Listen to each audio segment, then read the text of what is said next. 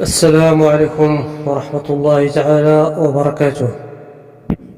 بداية بغيت نهنئ الشعب المغربي عامة والشعب الرياضي المغربي خاصة، كما أود أن أهنئ وأبارك للرياضي الكبير صاحب الجلالة الملك محمد السادس نصره الله.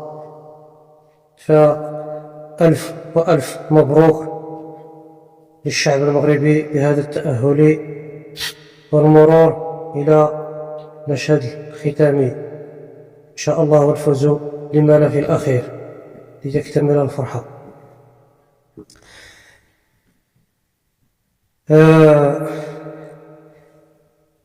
في الأمس كان هناك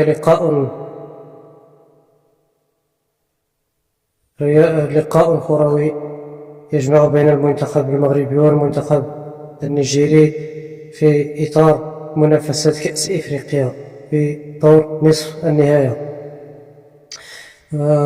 وشاهدنا هناك مباراة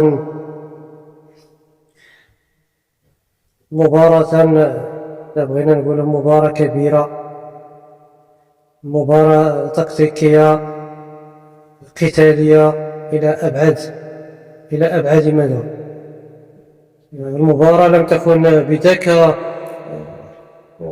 بذاك المستوى الفني الكبير، ولكن كان فيها قتالية وجرينتا واستماتة إلى غير ذلك.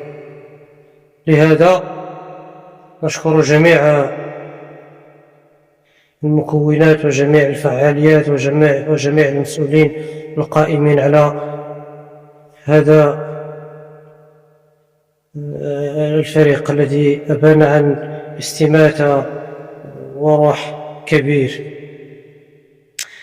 المهم احنا فرحنا، ولكن الفرحة لن تكتمل إلا عند الفوز باللقب الذي كان عقدة بالنسبة إلينا.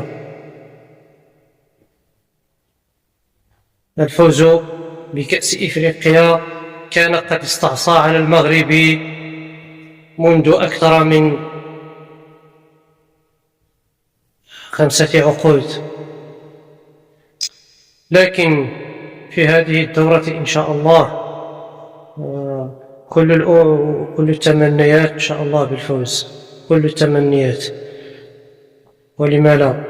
ولم تعد تفصلنا عن كل هذا الفوز إلا مباراة واحدة، المباراة التي قد تجمع بين المغربي والسنغالي في المشهد الختامي يوم الأحد القادم إن شاء الله. كيف ما قلنا، شفنا فريق عنده روح، عنده قتالية، عنده كاريزما، قاتل ودافع وناور واستحوذ على المباراة. فكان الفريق النيجيري الذي هو المنافس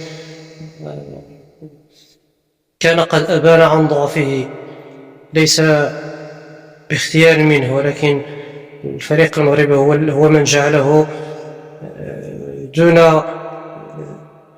دون المستوى المعهود عليه. الفريق المغربي بضغطه وبروحه وبمساندة جماهيره جعل المنتخب النيجيري فريقا تكتل ودافع في جل أغلب المباريات. ولكن المباراة لم تكن بذاك المستوى الفني، لم نشهد هناك فنيات وفرجة إلى بغينا نقولوا. ما شفناش واحد الفرجة كبيرة، ولكن شفنا مباراة فيها قتالية ندية كبيرة إلى أبعد مستوى.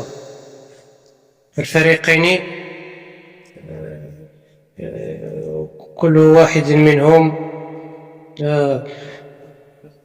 منهم يعني كان لديه خوف، وكان يلعب بحذر.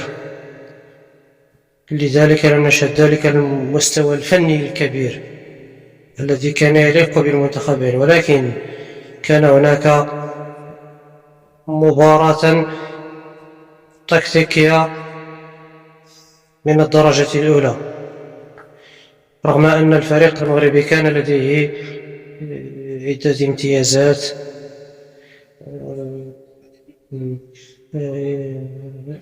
يعني كان مميزا، وكانت لديه بعض الفرص، ولكن النجاعة لم تكن بذاك المستوى المطلوب.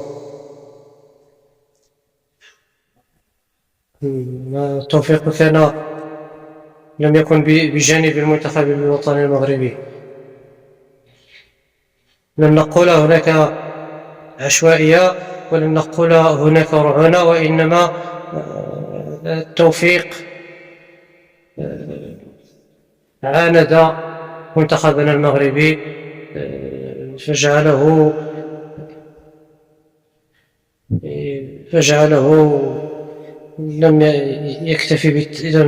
فجعله يكتفي بالتعادل السلبي، ودخلنا بعدها إلى أشواط المباراة الإضافية، دخلنا بعدها إلى الشوطين الإضافيين، فكانت النتيجة كما كانت في 90 دقيقة الأولى.